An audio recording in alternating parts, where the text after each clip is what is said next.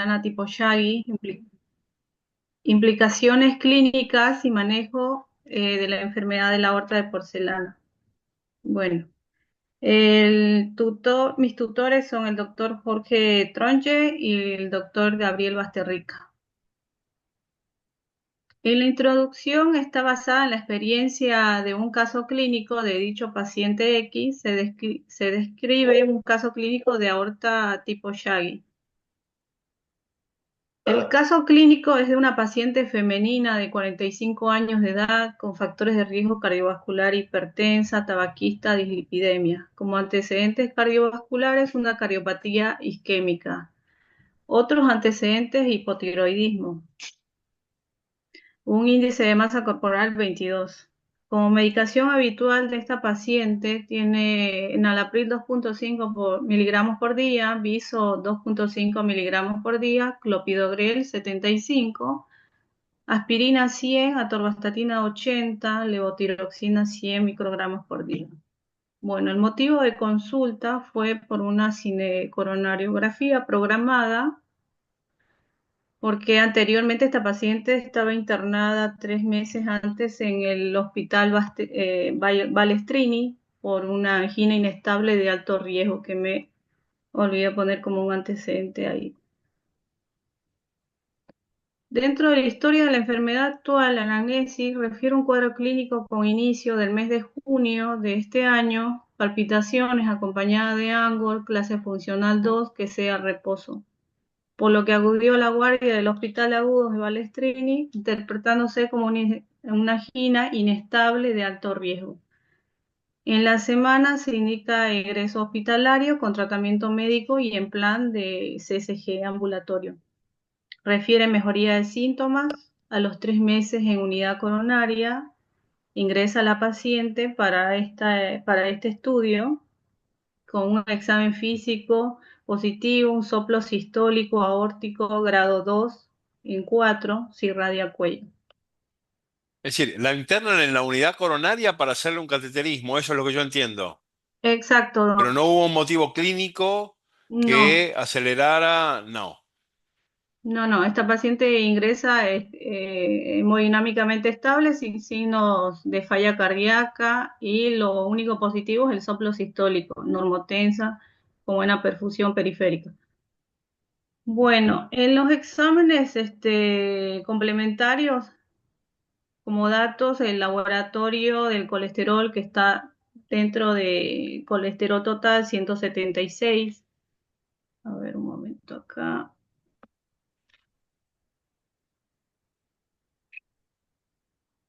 Ah, listo. Colesterol total 176, HDL, colesterol de 37, LDL de 120, triglicéridos de 97. Este es el electro de ingreso, que ahí vemos una bradicardia sinusal de 50 a la frecuencia cardíaca. El eje está dentro de lo normal, tiene ondas T negativas en B3, B4, B5, hasta B5 se puede ver. Como datos positivos, y el estudio que le hacen la CSG de la fecha 17 del mes de septiembre, en coronaria derecha no dominante ocluida ostial. En la coronaria izquierda, las inyecciones se realizan no selectivas debido a presentar aorta de extrema calcificación, tipo Yagi. El tronco de coronaria izquierda presenta lesión crítica ostial y aneurisma distal con compromiso de ambos ramos. La descendente anterior de buen calibre presentando severa calcificación, aneurisma con lesiones difusas severas en todo su trayecto. Y la circunfleja dominante de buen calibre con lesiones calcificadas y severas en todo su trayecto. Como conclusiones, aorta de porcelana tipo Yagi y enfermedad crítica de tronco y 3 vasos. Le realizan una geografía de vasos de cuello el mismo día, tiene se evidencia la carótida primitiva, estenosis moderada ostial en el bulbo carotidio sin alteraciones, lesión moderada de severa calcificación. En la externa sin lesiones significativas.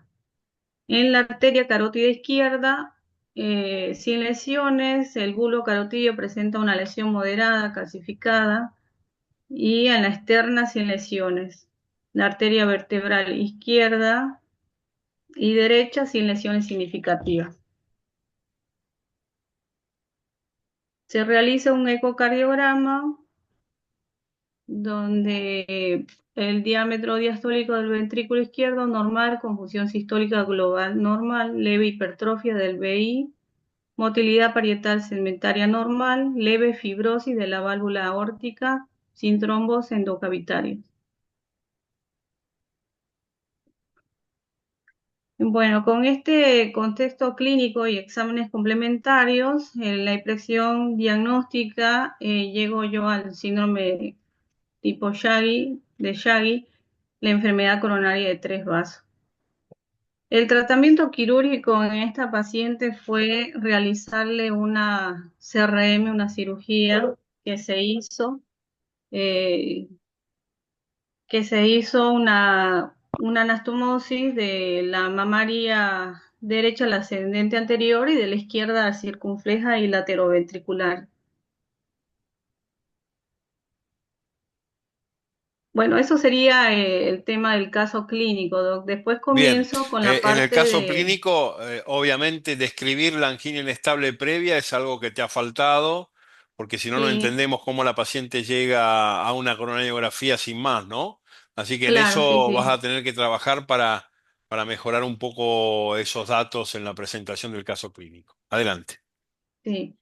Bueno, después la definición de Shaggy. Síndrome de Shaggy es un término coloquial para referirse a la ateromatosis severa espículo-anfractuosa de la aorta asociado con alto índice de embolizaciones de colesterol. Shaggy aorta, la traducción literal, se denomina aorta peluda. La prevalencia e incidencia de aorta Shaggy en poblaciones de riesgo se desconoce. De importancia clínica, el riesgo de eventos cardiovasculares. La aorta peluda se asocia con un mayor riesgo de infarto de miocardio, accidente cerebrovascular. Dificultades quirúrgicas. La calcificación irregular puede complicar procedimientos quirúrgicos como el pinzamiento aórtico y la aortotomía. El impacto en la calidad de vida. La condición puede afectar la capacidad para realizar actividades diarias, reducir la calidad de vida. La importancia epidemiológica, la prevalencia se estima que afecta al 1-2% de la población general, aunque puede variar según la edad y factores de riesgo. Factores de riesgo: hipertensión, diabetes, dislipidemia, tabaquismo y edad avanzada. Asociación con enfermedades: enfermedad renal crónica, enfermedad pulmonar obstructiva crónica y enfermedad vascular periférica. En la etiología es multifactorial y involucra una combinación de factores genéticos, ambientales y clínicos. Factores de riesgo: hasta la edad avanzada, hipertensión, diabética tipo 2 se asocia con mayor riesgo, dislipidemia, tabaquismo, obesidad. El sobrepeso y la obesidad aumenta el riesgo. La enfermedad renal crónica puede afectar la función vascular y la enfermedad pulmonar obstructiva crónica aumenta el riesgo. Como factores genéticos, mutaciones genéticas. Algunas mutaciones genéticas pueden aumentar el riesgo. La historia familiar, antecedentes familiares de enfermedad cardiovascular. Los factores ambientales: la exposición a sustancias químicas tóxicas, infecciones crónicas pueden dañar la pared aórtica. Factores clínicos: enfermedad vascular periférica, la enfermedad cerebrovascular y la insuficiencia cardíaca aumentan el riesgo. Mecanismos patogénicos: inflamación crónica puede dañar la pared aórtica, calcificación vascular puede aumentar el riesgo, la disfunción endotelial puede afectar la función vascular. La patología involucra cambios en la estructura y función de la aorta, incluyendo engrosamiento de la pared aórtica, calcificación irregular de la aorta, dilatación de la aorta, aneurismas aórticos, inflamación crónica en la pared aórtica, difusión endotelial, proliferación de células musculares lisas, depósito de colágeno y elastina normal. Mecanismos de calcificación vascular. En el síndrome de la aorta peluda se debe a depósitos de sales de calcio en la pared aórtica, activación de osteoblastos y osteoclastos, expresión de moléculas de adhesión y factores de crecimiento, inflamación crónica y estrés oxidativo, alteraciones en el metabolismo de calcio y el fosfato, genética y factores ambientales. El impacto en la función cardiovascular, el síndrome de la aorta peluda puede afectar la función cardiovascular de varias maneras: estenosis aórtica, reducción del flujo sanguíneo, insuficiencia aórtica, incapacidad para cerrar la válvula aórtica, aneurisma aórtico, dilatación de la aorta, ruptura aórtica, infarto de miocardio, reducción del flujo sanguíneo coronario, accidente cerebrovascular, reducción del flujo sanguíneo cerebral, hipertensión, insuficiencia cardíaca. Y el diagnóstico requiere una combinación de métodos de imagen y evaluación clínica. Los métodos de imagen pueden ser la radiografía, que permite visualizar la calcificación aórtica y evaluar la dilatación aórtica. En el ecocardiografía evalúa la función cardíaca, la válvula aórtica y la aorta. En la tomografía proporciona imágenes detalladas de la aorta y sus ramas. La resonancia magnética evalúa la estructura y la función aórtica. Y la angiografía visualiza la circulación sanguínea de la aorta y sus ramas. Como en la evaluación clínica, se evalúan bien los síntomas, antecedentes médicos. La exploración física se busca la presencia de los signos de insuficiencia cardíaca o vascular. Pruebas de laboratorio que se evalúan los niveles de colesterol, triglicéridos y azúcar en sangre.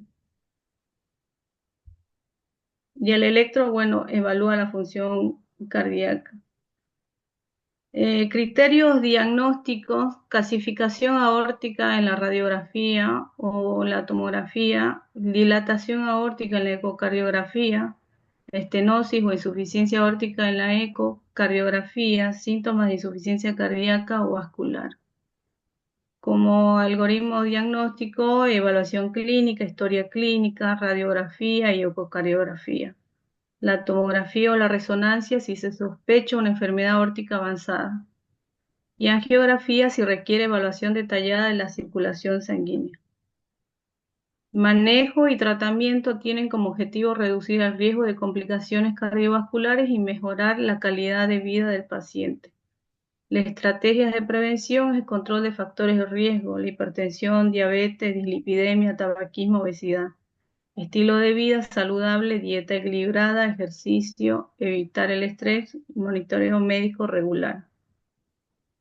Opciones de tratamiento: la intervención quirúrgica, reparación o reemplazo de la válvula aórtica, reparación o reemplazo de la aorta, bypass coronario. El seguimiento por ecocardiografía, tomografía, resonancia, evaluación clínica regular. Y el tratamiento médico como control de la hipertensión, colesterol y diabetes. Bueno, como en las conclusiones, el síndrome de la aorta peluda es una condición compleja que requiere un enfoque integral para su diagnóstico y tratamiento. La comprensión de sus mecanismos patológicos y clínicos es crucial para mejorar los resultados de los pacientes. Implicaciones clínicas: reconocimiento temprano es fundamental para prevenir las complicaciones cardiovasculares.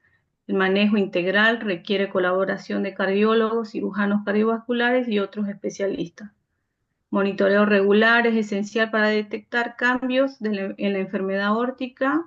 La prevención de factores de riesgo es crucial para reducir la progresión de la enfermedad. Necesidad de más investigación: la etiología y patogenia para entender los mecanismos subyacentes. Diagnóstico temprano, desarrollo de marcadores biomédicos y técnicas de imagen más precisas. Tratamiento efectivo, evaluación de nuevas estrategias quirúrgicas y médicas. Y prevención secundaria, estudios sobre la prevención de complicaciones cardiovasculares. Acá en el punto de referencias, estas son las referencias científicas de las que yo pude basarme en el marco teórico de mi trabajo, ¿no, doctor, sobre esta patología? Ujú.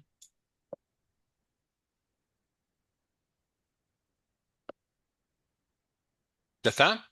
Ya está, Doc. Gracias. Bueno, Gabriela, hay muchas cosas que faltan. La idea es buena, pero lo que has presentado simplemente está carente de contenido. Primero que Sí, nada, en el caso clínico, tenés que presentar todas las imágenes. Las imágenes de la cinecoreografía, las imágenes de los ecos. Tenés que presentar una imagen de una placa de tórax. Segundo, en cuanto al tratamiento, no alcanza con que vos hagas una lista de los tratamientos que se pueden hacer. Tenés que especificar la técnica. Lo que faltó también es, cuando vos revisás la patología, hablar un poco más en profundidad de la fisiopatología y de la implicancia que esto tiene.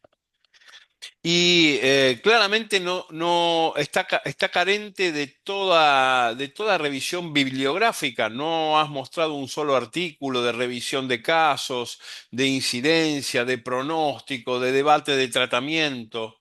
Es decir, faltan todos los artículos que deberían ser aquellos que soportan la actualización respecto de este tema. ¿Sí? sí, Doc. No lo agregué todo, la información que tengo, pero sí tengo todo detallado. Por ejemplo, los casos que presentaron en el Hospital Posadas, que hicieron por anatomía patológica sobre este tipo de caso. A nivel nacional hay casos sobre esta patología que Bueno, no lo agregué. es Sí, fundamental eso, porque si no lo que nos está sí, mostrando es un capítulo del manual Merck de aorta en porcelana. Digamos, es realmente muy escaso el material que nos has mostrado. Es muy buena la idea, está muy bien la estructura, pero tenés que llenarlo con todo lo que te dije. Entonces, imágenes en la presentación de caso clínico, bien sí, marcada. Por favor, tenés que describir el cuadro isquémico que lleva a la paciente a hacer una cinecoreografía, porque si no, no se entiende nada. sí, Especificar la fisiopatología de la enfermedad. Esto fundamentalmente con bibliografía que respalde los trastornos metabólicos, el estrés oxidativo y todas las cuestiones que te llevan a este tipo de aorta. Luego, desde el punto de vista epidemiología, fundamentalmente es decir, alcanza, es decir, lo que falta es la revisión de la epidemiología de la enfermedad, de la difusión, en qué paciente se da más, en qué paciente se da menos, y su caracterización epidemiológica. Finalmente, en el tratamiento lo que falta es describir las alternativas, decidir cuándo una aorta en porcelana es contraindicación para una cirugía o no lo es. Como sugerencia general, no pongas el término Yagi en la presentación del trabajo, ¿sí? Porque no es un término científico, no es un término, es un término coloquial más que otra cosa, ¿sí? sí. Ok, Bueno, estas está son las bien, gracias. sugerencias. ¿Alguien más tiene alguna sugerencia? Muy bien. Entonces deja de compartir Gaby y le dejamos compartir a Alejandra. Bueno, listo, ya me salí. Gracias. Hola Ale, Hola, Doc, buenas tardes. ¿cómo estás? Ya presento. Todo bien, Doc. Eh,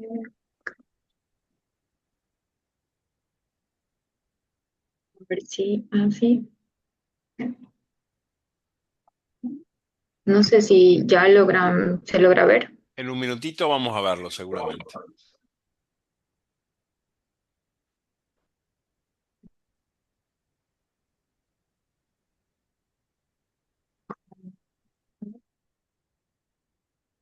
Ahí sí, ahí se Ah, ve.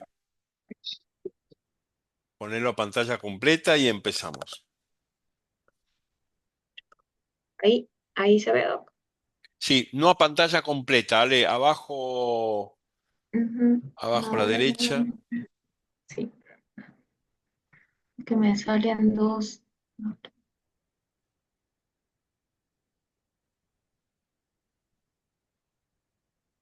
Ahí, perfecto. Sí. No sé por Ahí qué va, ahí sí. eh, lo veo al medio, al medio de Nos- la presentación. nosotros lo vemos muy bien, pero bueno, ponete Sí, a cómoda, ver, voy a ponelo como intentar quieras. moverlo. Sí, a ver, porque Me veo y los veo en la mitad de la presentación. Ahí lo pongo desde el Ahí principio. va. Eh, Voy a ver, ahí, ya, y ahora se estoy moviendo. Listo. Bueno. Buenas tardes. Mi tema que he escogido es pericarditis aguda relacionado a la cirugía de revascularización. La pregunta principal que me hice es, ¿cuál es la prevalencia de la pericarditis aguda posterior a una revascularización miocárdica? Los objetivos generales, general viene a ser el objetivo de este presente trabajo, fue estudiar las diferentes formas clínicas y ecocardiográficas de presentación de la pericarditis y hacer referencia sobre la prevalencia de pericarditis con elevación del ST posterior a la revascularización miocárdica en pacientes internados en la UCO de la Clínica Ciudad de la Vida. Como objetivo específico es conocer la incidencia que está relacionada según el sexo, determinar los factores de riesgo relacionado a este desarrollo de esta pericarditis A y ver, determinar Ale, una pregunta. ¿Qué significa conocer la incidencia relacionada según el sexo? No lo entiendo. que si es más frecuente en el sexo masculino o en el sexo femenino. Eso quise decir. Ok, ok. Pero aquí hay una variable independiente que es la cirugía, ¿no? Más allá del sexo. Sí, Pero está bien. Pero no, habría que redactarlo mejor, ¿no? Bien. Adelante. me está viendo. Y bueno, eso y determinar también según la edad de presentación. Ujú. La metodología se analizarán en forma retrospectiva a partir de mayo del 2023 hasta el presente, tanto hallazgos clínicos como electrocardiográficos y ecocardiográficos. La selección de estos pacientes son únicamente de los ingresados en unidad coronaria de la clínica para revascularización miocárdica. La revisión se va a realizar una revisión sistemática mediante la búsqueda de bases científicas como es el Open Evidence, PubMed, y también distintos consensos, principalmente de la Sociedad Española de Cardiología, también de la Sociedad Canadiense y múltiples revisiones de artículos publicados. Definimos como pericarditis aguda a la inflamación del pericardio, teniendo en cuenta que el pericardio se divide tiene dos capas. La capa externa, que viene a ser la capa fibrosa, también llamada como capa pericárdica, y la capa interna, que viene a ser la capa serosa o visceral, también llamada epicárdica. Las causas de la pericarditis son dos, las causas infecciosas y las causas no infecciosas. A nosotros lo que nos importa es la causa no infecciosa, que viene a ser principalmente debido a la cirugía, que viene a ser la causa traumática, por la lesión que se produce directamente a nivel del pericardio. La clasificación de la pericarditis es aguda, incesante, recurrente y crónica. En este caso, del posoperatorio se forma una pericarditis aguda. Ahora, puede haber en el posoperatorio complicaciones que ya estaríamos hablando de una pericarditis no tratada, que puede ser una crónica o puede presentarse también de forma recurrente. La fisiopatología de esta patología es multifactorial, debido a la lesión que se forma directa, que presenta directa a nivel del pericardio. También hay un aumento, se dice en una literatura, al acúmulo de sangre, que eso también va a ocasionar que haya una pericarditis. Bueno, y luego otro que es todo este aumento de la respuesta inflamatoria por liberación de citoquinas, factor de necrosis tumoral y aumento del estrés oxidativo, todo esto va a formar lo que es la pericarditis. Ahora, posterior se va a formar una disfunción diastólica biventricular, llevando a una falla cardíaca derecha y ocasionando un bajo gasto cardíaco. Está bien, pero en ese caso ya no hablamos de pericarditis, sino hablamos de taponamiento, ¿verdad? Exacto, sí, Bien. como complicación. Es decir, tenés que aclarar que se trata de complicaciones eventuales que no forzosamente tienen que ver con la patología de base, ¿no? Sí, doctor. Bueno, las funciones del pericardio es anclar firmemente el corazón dentro del tórax, mantener la función de los miocitos sometidos a tensión y limitar la distensión aguda de las cavidades cardíacas, distribuir las fuerzas hidrostáticas por todo el corazón e impedir la extensión al corazón de trastornos intratorácicos como de extratorácicos. Y el diagnóstico, si bien específicamente en estos pacientes en posoperatorio es clínico, según la guía de la Sociedad Española, nos dice ante una sospecha, tiene como se recomienda realizar un electrocardiograma, que es una recomendación 1C, posterior también un ecocardiograma, que es indicación 1C, y una radiografía de tórax. Y también sacar laboratorios. El examen físico característico de esta patología va a ser que presente el frote pericárdico. Luego está todas las alteraciones a nivel de lo que es el electrocardiograma, que se presentan en un 60 o un 80%. Hay una literatura que a mí me ha parecido importante que muestra que hay este desarrollo en 4 etapas del electrocardiograma.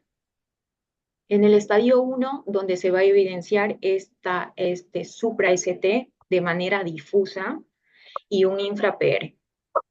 En el estadio 2, que va a estar temprano o se divide en temprano y tardío, donde ya el ST se va a normonivelar y va a haber un aplanamiento de la onda T. Y en el estadio 3, la onda T se va a volver negativa, pero en forma difusa. Y en el estadio 4 ya va a estar todo normal. Bueno, este es una de las principales características que se evidencia, que es el supra-ST difuso. Ale, ¿quién es tu tutor? Va a ser el doctor de cirugía vascular, el doctor Heredia. Bien,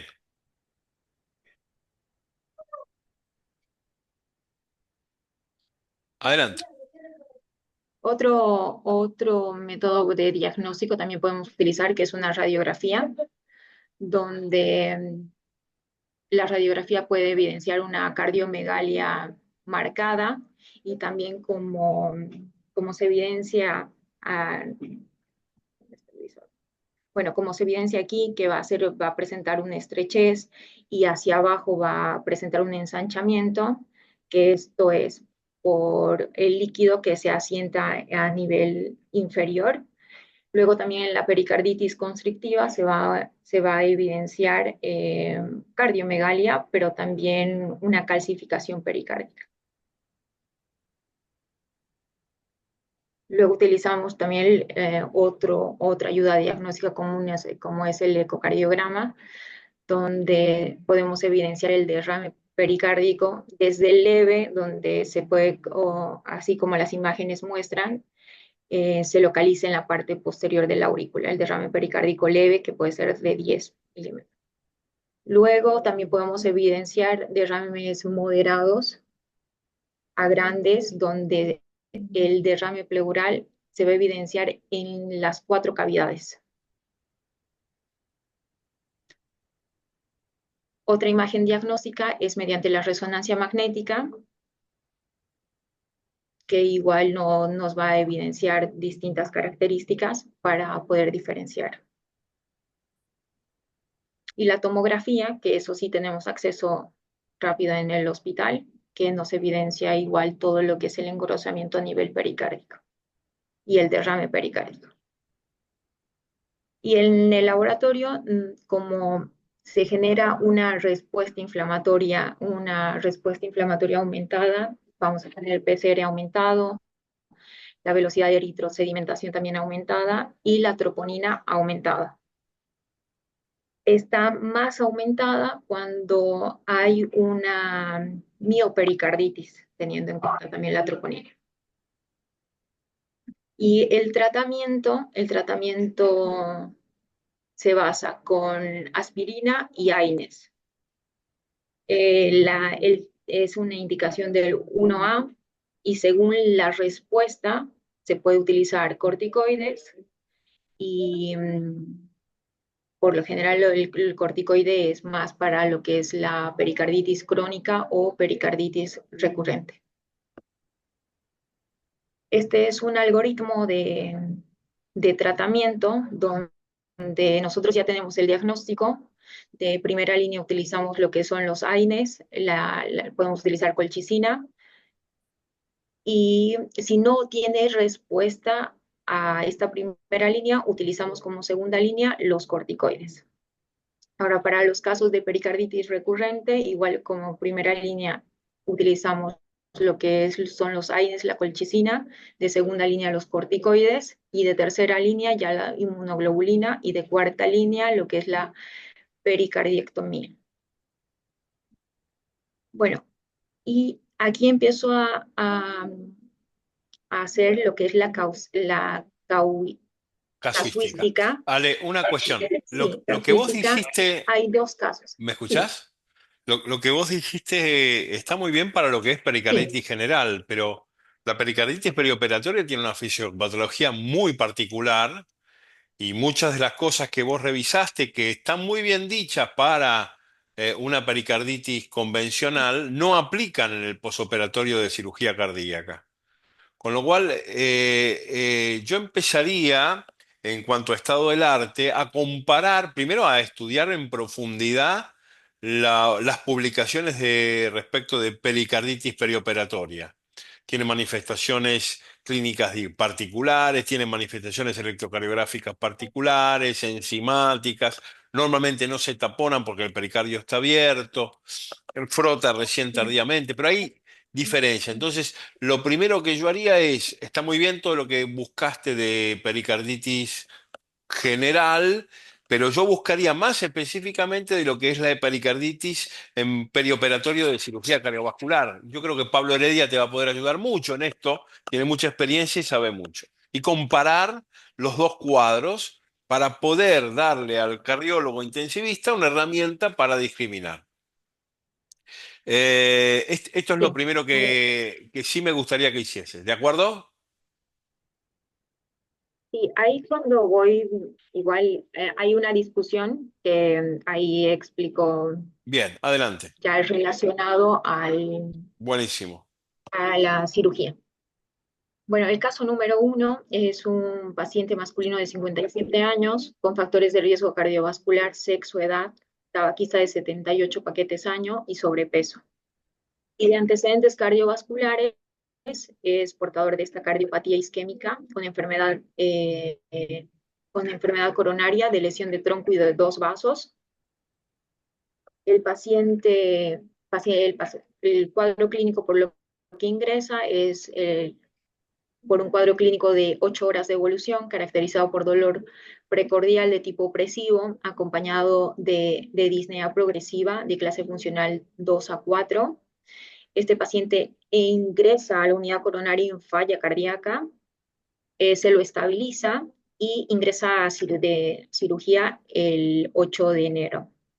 Ahí se le realizó una revascularización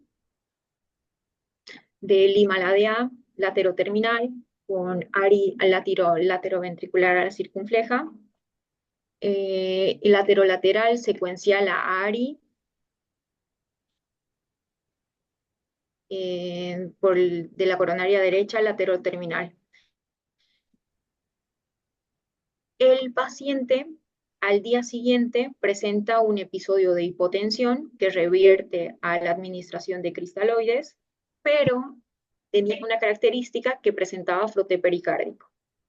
Se le realiza un electrocardiograma donde evidencia trastornos de la repolarización de manera difusa, con una troponina de la primera de 139 y la segunda de 143.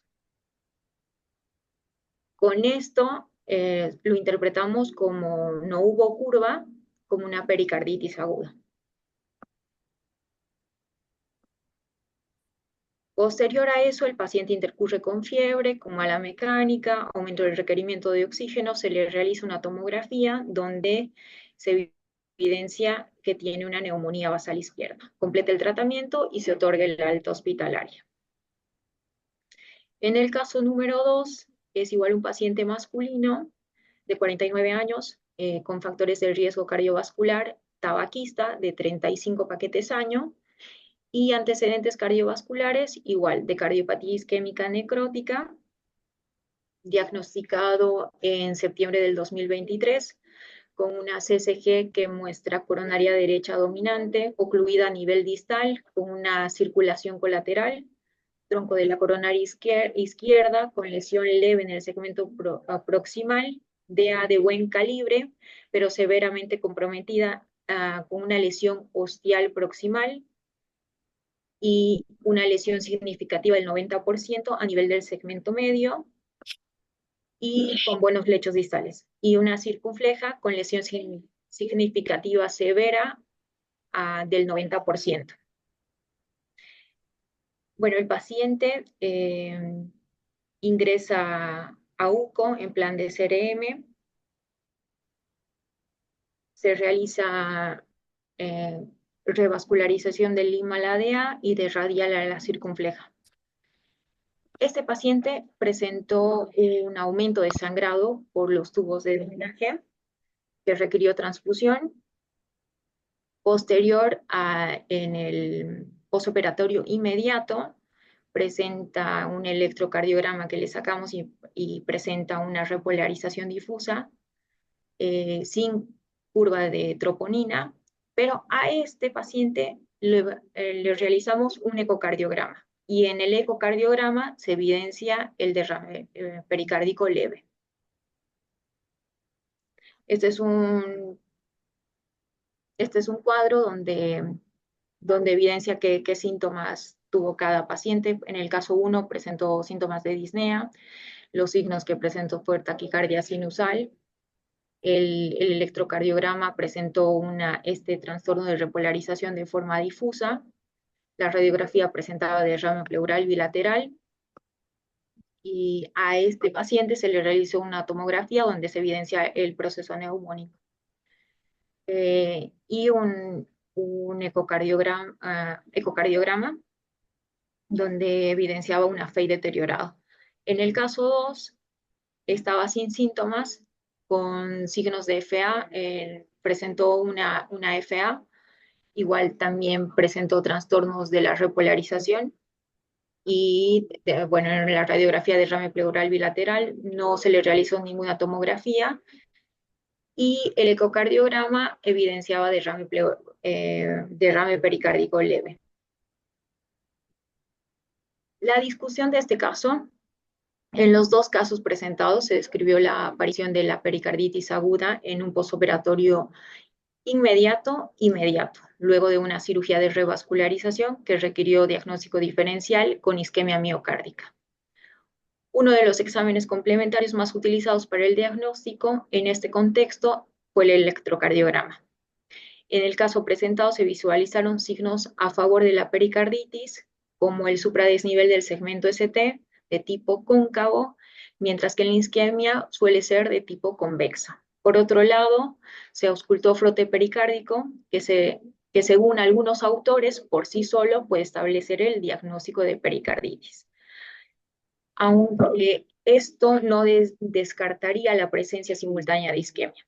Las características del dolor torácico no suelen ser de ayuda debido al efecto anestésico residual que pueden presentar, o al dolor propio del posquirúrgico, o cuando el paciente está intubado, que no puede comunicarse. Y la troponina, que si bien no hay todavía una literatura donde nos diga que tal corte de troponina se puede utilizar para hacer el diagnóstico diferencial, si se está infartando o no, nosotros por lo menos hemos utilizado, ante la duda, hemos hecho una curva, que eso nos ha ayudado a diferenciar si era o no un infarto, si el paciente estaba cursando o no con un infarto. Es interesante resaltar que los distintos autores no precisan con la exactitud del día del posoperatorio en el que puede presentarse una pericarditis aguda. Como en el primer caso se presentó en el posoperatorio inmediato y en el segundo caso a las 24 horas.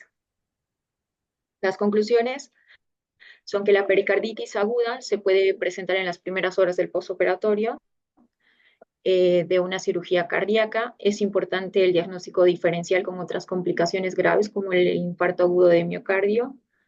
La incidencia del sexo masculino en comparación con otras literaturas concuerda. A pesar del escaso número de resultados, no presentaron complicaciones graves como es el taponamiento cardíaco y solo en un caso se presentó una complicación que fue una infección respiratoria. A pesar del escaso número de resultados, el pronóstico es generalmente bueno. Gracias. Bueno, lo mismo, Ale, imágenes, ¿sí? Electrocardiogramas de tus pacientes. Esto es importante. El electrocardiograma en la pericarditis perioperatoria es el diagnóstico central, fundamentalmente. Y normalmente puede haber como complicación una fibrilación auricular, no mucho más que eso, requiriendo cardioversión eléctrica. Eh, Necesito que pongas más imágenes en los casos clínicos. La iconografía es muy importante en la presentación. Electrocardiograma, eco si tuvieras, etcétera, etcétera. Y que en cada uno de los puntos que analizás en la discusión, vos lo puedas avalar con bibliografía, con Sí, publicaciones respecto de la fisiopatología, la incidencia, la morbilidad, la mortalidad. Hay muchas cosas publicadas de esto y sería bueno que con el doctor Heredia la recuperen y lo pongan dentro del trabajo. Porque la estructura general del trabajo está muy bien, igual que la de Gaby, pero es como un árbol de invierno todavía, ¿sí? Es como que le faltan hojas, le falta material, le falta iconografía, le faltan citas bibliográficas actualizadas. Piensen, chicos, que ustedes tienen que transformarse en especialistas, hiperespecialistas de este tema. Nadie puede saber más que ustedes de todo esto. Tienen que revisar toda la bibliografía, porque fundamentalmente si no revisan toda esta bibliografía, el trabajo va a ser insuficiente. Pero bueno, bien encaminado. gracias, doctor.